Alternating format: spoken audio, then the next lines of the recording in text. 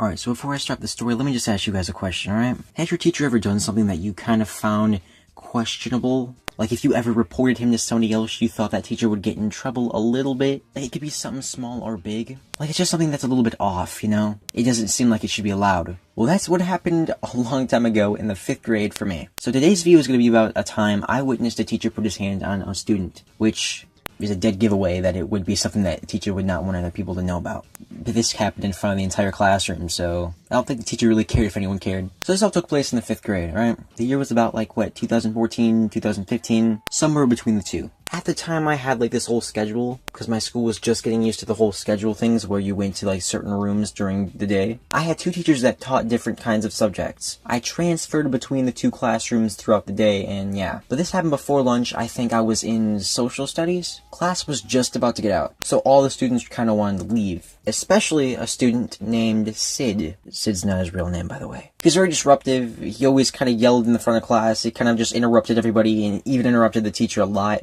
I do not think there was at least one teacher in this school at the time who would not at least snap once on this kid. I never really snapped on myself, though, because he seemed kind of cool to me. Not that I looked up to him or anything like that, but, he seemed fine. I said hi to him once, and that was it. But anyway, the dude who was teaching social studies, we're gonna call him Mr. Bedsheets. Mr. Bedsheets, alright? Mr. Bedsheets was one of those teachers that's been teaching for a long time, so he's comfortable with teaching, alright? He feels like he can get away with some things. He's one of those teachers that can, run his mouth sometimes. So he's arguing with Sid at the time because Sid shared a classroom with us at that hour, and Sid felt like he wanted to be a little bit extra obnoxious, and Mr. Bedsheet, he was not having it. So Sid started mouthing off, trying to yell in front of the classroom. At first, Mr. Bedsheet was like, you know what, just don't pay attention to him. If you don't feed the flame, it'll just die out. It was kind of what he was thinking to himself. So Sid decided that if he couldn't go directly at the teacher to annoy him, he'd just go to some of the more irritable students and then just mess with them. And that's what he did. It worked. It worked. He did. It really worked, dude. I love how with some people, when they just want to mess with somebody, they actually think out a whole plan. He just wanted to piss an entire classroom off. So Sid's getting some of the students irritated. It's getting annoying. The teacher, Mr. Bedsheets, has had enough. Mr. Bedsheet starts yelling at this kid. And then Sid's all like, I wonder how I can make this guy even more angry. So he gets up and says, screw this, I'm going to lunch. And he walks in front of the desk, alright? He wants the entire class to see him do it too. So he's walking in front of the chalkboard, everyone's looking at him like, okay. Mr. Bedsheet was by the whiteboard just looking at him. And Sid felt like, ooh, yeah, I'm gonna walk past him. I'm gonna walk right under his nose and he's not gonna do anything about it because I'm gonna go get lunch. And Mr. Bedsheet wasn't having that either. As soon as Sid walked right past Mr. Bedsheets, Mr. Bedsheet grabbed the backside of his collar of his shirt, pulled back. Now, I can't judge him too much because I don't know how it felt, but I think I can safely say that Sid was kind of over-exaggerating after that. He was on the floor, or pretending to be choking. Alright, this is exactly how he sounded.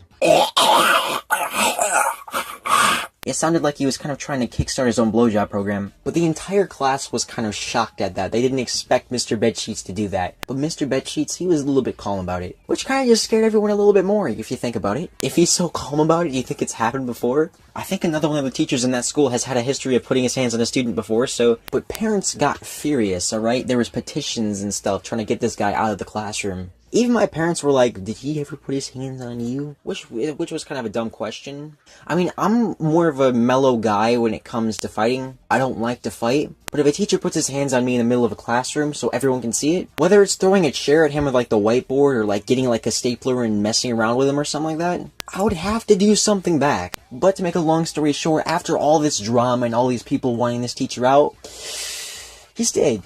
I don't know how, I don't know why, but he stayed. And he's still teaching to this day. Unless you're watching this 20 years in the future, then he's probably dead, but, you know? So yeah, if you go to my old school, which you probably wouldn't know if you go to my old school or not, because I'm not giving any names down, but if you feel like you go to my old school, you better do your homework in Mr. Bedsheets' class, and never, ever cross Mr. Bedsheets. Bye!